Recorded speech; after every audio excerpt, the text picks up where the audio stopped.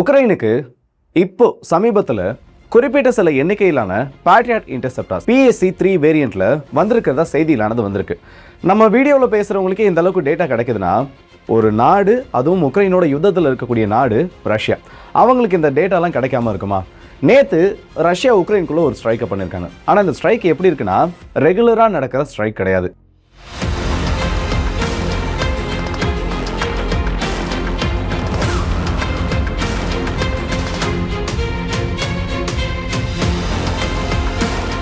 இந்த பேட்ரியாட் இன்டர்செப்டார்ஸ் எந்தெந்த இடத்துல உக்ரைன் கிட்ட இருக்கு, இல்லை இவங்களுக்கு கிடைச்சிருக்கக்கூடிய தகவல் உண்மைதானான்றதை செக் பண்ணுறதுக்காகவே இந்த பேட்ரியாட்டை டார்கெட் பண்ணுற மாதிரி ஒரு ஸ்ட்ரைக்கை நடத்தியிருக்காங்க. அப்போ இது வெறும் டம்மி மிசைல்ஸை உள்ள அனுப்பியிருக்காங்கன்னு பார்த்தோன்னா அதுதான் கிடையாது. பேட்ரியாட் இன்டர்செப்டார்ஸை கண்டுபிடிக்கக்கூடிய அதே நேரத்தில் முக்கியமான 3 டார்கெட்ஸை நியூட்ரலைஸ் பண்ணியிருக்காங்க. ஸோ இதை பற்றின செய்திகளை தான் இந்த ஒரு பதிவில் பார்க்க போகிறோம். ரஷ்யா நேற்று நைட்டு உண்மையிலே தரமான ஒரு சம்பவத்தை பண்ணியிருக்காங்க உக்ரைனோட கேபிட்டலில். ஸோ வாங்க வீடியோக்குள்ளே போயிடலாம். நான் உங்கள் ஆர்கே தம்புக்ஷவனும் டிபி ட்ரெண்டிங்ஸ்.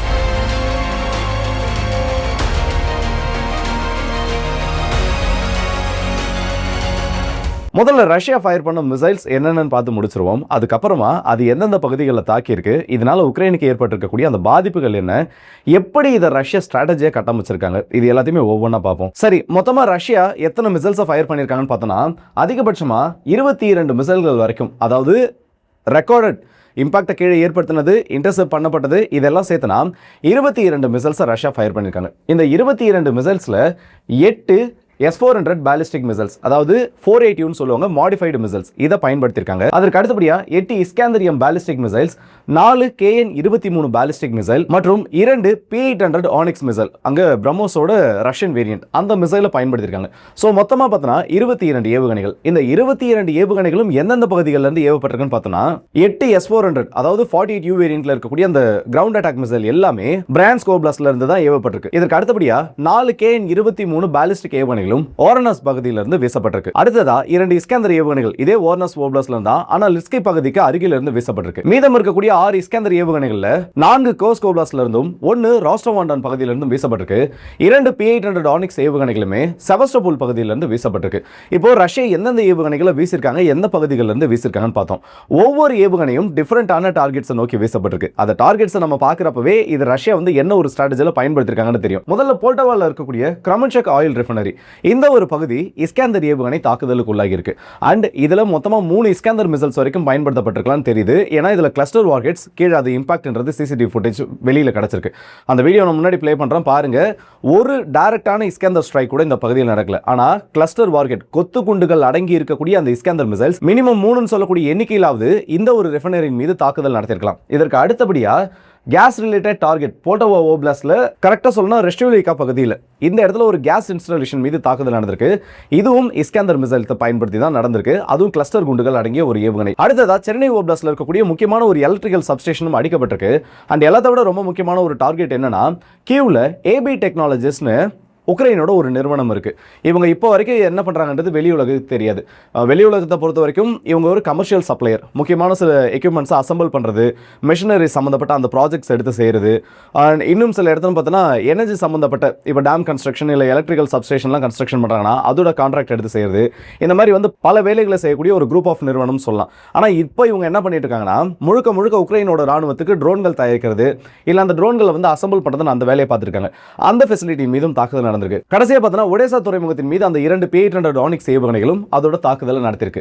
இப்போ பிரச்சனை என்னன்னா, எத்தனை பேர் இதை கவனிச்சிருப்பீங்கன்னு தெரியல. நான் இந்த வீடியோ பேசிட்டு இருக்கப்போ, இல்லை இப்போ நான் இந்த ஒவ்வொரு டேட்டாவை சொல்லிட்டு இருக்கப்போ எல்லாத்தையும் சொல்லி முடிச்சிட்டேன். ஆனால் இந்த S-400 மாடிஃபைடு வெர்ஷனை லான்ச் பண்ணதான் ஸ்டார்டிங்கில் சொல்லியிருந்தேன். அதை பற்றி ஏன் ரெண்டாவது பேசலன்ற மாதிரி சந்தேகத்தில் வந்திருக்கலாம். ஒருவேளை நீங்கள் கெஸ் பண்ணலாம், நானே சொல்லிடுறேன். இப்போ நான் சொன்ன எதுலையுமே அந்த S-400 கிரவுண்ட் பேஸ்டு வேரியன்ட்ன்றது எந்த இடத்துலையும் மென்ஷன் ஆயிருக்காது. காரணம் என்னன்னா, பேட்ரியாட்ஸை காலி பண்ணுறதுக்கும் பேட்ரியாட்ஸை கண்டுபிடிக்கிறதுக்கும் ரஷ்யா இந்த மிசைல்ஸை பயன்படுத்தியிருக்காங்க. அதுவும் இது 1-2 கிடையாது. மொத்தமாக பார்த்தோன்னா 8 S-400 மிசைல்ஸை ரஷ்யா லான்ச் பண்ணியிருக்காங்க. அந்த 8 S-400மே கீழே அதோட இம்பாக்டை ஏற்படுத்தலை. அப்போ என்னன்னா 8 மிசைல்ஸும் இன்டர்செப்ட் பண்ணப்பட்டிருக்கு. அப்போ 8 மிசைல்ஸ் இன்டர்செப்ட் பண்ணப்பட்டிருக்குன்னா உக்ரைனோட ஏர் டிஃபென்ஸ் சிஸ்டம் ஆக்டிவேட் ஆயிருக்கணும். நீங்கள் மற்ற மிசைல்ஸை சின்ன சின்ன பாயிண்ட் டிஃபென்ஸ் சிஸ்டம் யூஸ் பண்ணி சுட்டு வீழ்த்துற மாதிரியோ, இல்லை இவங்களோட மற்ற ஏர் டிஃபென்ஸ் சிஸ்டம் நெட்வொர்க்கை பயன்படுத்தி வீழ்த்தப்படுற மாதிரியோ வாய்ப்புகள் ஆனது கிடையாது. ஒன்று நேரடியாக அந்த மிசைலை ஸ்பாட் பண்ணி அதை இவங்க சுட்டு வீழ்த்தணும். அதாவது ஒரு விமானத்தை பயன்படுத்தி அதிலிருந்து air to air missile launch பண்ணி சுட்டு வீழ்த்தணும். அப்படி இல்லையா கிரவுண்ட் பேஸ்டு லான்ச்சர்ஸை பயன்படுத்தி மட்டும்தான் பேட்ரியாட்டோ, IRIS-T போன்ற அமைப்போ, SAMP-T போன்ற அமைப்புகளையோ பயன்படுத்தி மட்டும்தான் இந்த இடத்துல சுட்டு வீழ்த்த முடியும். இது 2 தான் இருக்கிறதுல பாசிபிளான ஒரு ஆப்ஷன். மற்றபடி வேறு எதுனாலையும் சுட்டு வீழ்த்த முடியாது. அப்போ 8 மிசைல்ஸும் சுட்டு வீழ்த்தப்பட்டிருக்குன்னா உக்ரைனோட ஏர்ஃபோர்ஸை மட்டுமே பயன்படுத்தி இருக்கிறதுக்கான வாய்ப்புகள் மிக குறைவு. ஏன்னா உள்ள வரக்கூடிய ஏவுகணைகள் ரொம்ப அதிக வேகத்தில் பறக்கும். சப்சானிக் ஸ்பீடுன்றதையும் தாண்டி ரொம்ப அதிகமான வேகத்தில் பறக்கும். அப்போ ஏர்ஃபோர்ஸை பயன்படுத்தி இதை வீழ்த்துறதுக்கான வாய்ப்பு 50-50 தான். அப்போ 50-50 எடுத்துக்கிட்டா கூட பேட்ரியாட் இன்டர்செப்டார்ஸ் இந்த இடத்துல ஆக்டிவேட் பண்ணப்பட்டிருக்கு.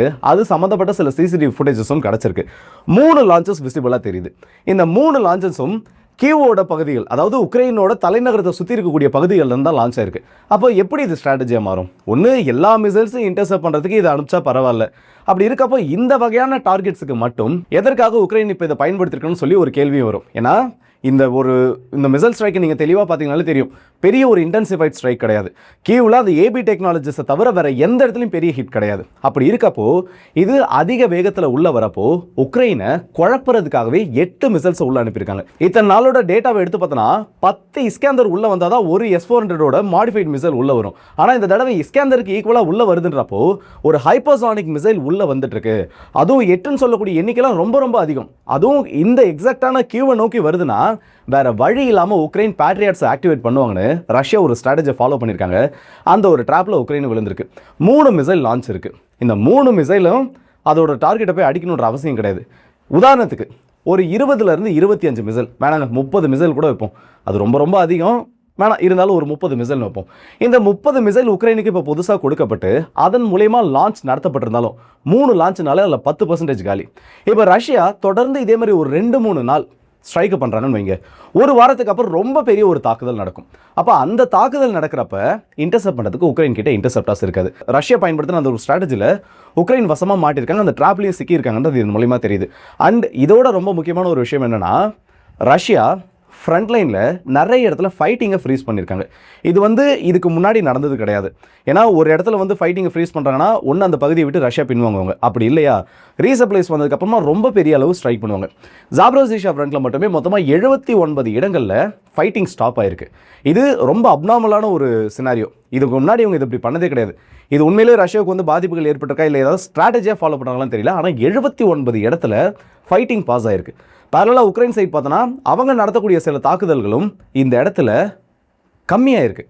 அவங்க அடிக்கிறாங்கன்னா சரி, ஓகே, இவங்க பின்வாங்குறாங்கன்னு சொல்லலாம். ஸோ ஏதோ ஒன்று ஃப்ரண்ட் லைனில் பெருசாக நடக்குது, ஆனால் என்னன்றதை இப்போ வரைக்கும் கெஸ் பண்ண முடியல. இந்த மாதிரி பிரச்சனை எல்லாம் போயிட்டு இருக்கப்போ திடீர்னு பார்த்தோன்னா ட்விட்டரில் ஒரு வீடியோ ட்ரெண்ட் ஆகுது.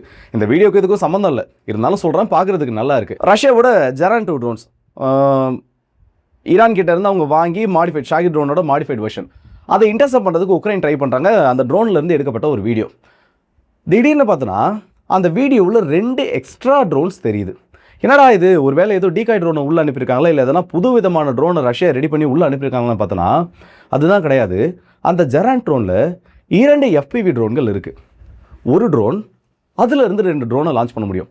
கேட்குறதுக்கே வித்தியாசமாக இருக்குல்ல. இதெல்லாம் ப்ராஜெக்டில் இருக்குது, பயன்படுத்தவும் செஞ்சுருக்காங்க. ஆனால் முதல் முறையாக பேட்டில் ஃபீல்டில் எடுக்கப்பட்டிருக்கக்கூடிய ஃபுட்டேஜ் இப்போ வெளியே இருக்குது.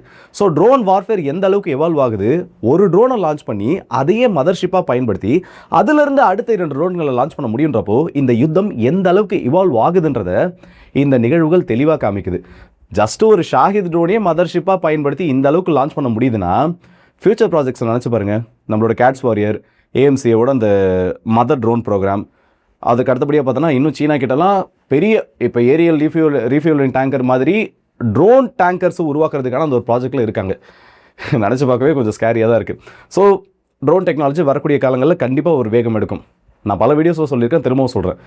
உங்களுக்கு தெரிஞ்சவங்க இல்லை யாரும் சொந்தக்கார பசங்க இருக்காங்கன்னா ஏஐ எந்த அளவுக்கு ஃபியூச்சரை உருவாக்கிட்டு இருக்கோ அதே அளவுக்கு இந்த ட்ரோன் டெக்னாலஜி டிஃபென்ஸை பொறுத்த வரைக்கும் பெரிய ஒரு பூமை நோக்கி போயிட்டுருக்கு. ட்ரோன் பைலட் ட்ரைனிங் போகிறவங்கலேருந்து இல்லை இந்த ட்ரோன்ஸை தயாரிக்கிறது இல்லை ட்ரோன் சம்மந்தப்பட்ட ஆராய்ச்சி இதெல்லாம் ஈடுபடுறாங்கன்னா அவங்கள சப்போர்ட் பண்ணுங்கள். இல்லை இந்த மாதிரி ஃபீல்டு இருக்குன்றதையாவது காமிங்க. ஃபியூச்சரில் இந்த ட்ரோன்ஸுக்குன்னு சொல்லி மிகப்பெரிய ஒரு மார்க்கெட் இருக்கும். அதை நீங்கள் கம்பெனியாக பிஸ்னஸ் பண்ண போகிறோன்னா அதுக்குன்னு ஒரு மார்க்கெட் ஓப்பனாக இருக்கும். இல்லை நான் ஆப்ரேட்டராக இருக்கேன், இல்லை இதெல்லாம் பண்ண போகிறேன், இன்னோவேஷனாக எதனா பண்ண போகிறேன்னா அதுக்கும் மார்க்கெட் இருக்கும். ஸோ இப்படி ஒரு ஸ்கோப் இருக்குன்றதையும் கன்வே பண்ணிட்டு இதோட இந்த வீடியோ முடிச்சுக்கிறேன். ஸோ இந்த வீடியோ பற்றி உங்களோட கருத்துக்களை மறக்காம கமெண்ட் செக்ஷனில் சொல்லுங்கள். ரஷ்யாவோட ட்ராப்பில் உக்ரைன் தெளிவாக விழுந்திருக்காங்க, அது தெரிஞ்சிருச்சு. இதை பற்றி உங்களோட கருத்துக்கள் என்னன்னு சொல்லுங்கள். ஆனால் அதே நேரத்தில் 79 இடத்துல ஃபைட்டிங்ஸ் நிறுத்திருக்காங்கன்னா ஏதோ ஒன்று நடக்குது. ஆனால் என்ன நடக்குதுன்னு தெரியல. ஒருவேளை உங்களுக்கு எதுவும் கெஸ்ஸஸ் இருந்தால் அதையும் தாராளமாக கமெண்ட்ஸ் சொல்லுங்கள். ஸோ அடுத்த வீடியோ சந்திப்போம். அது வந்து உங்கள் ஆர்கே.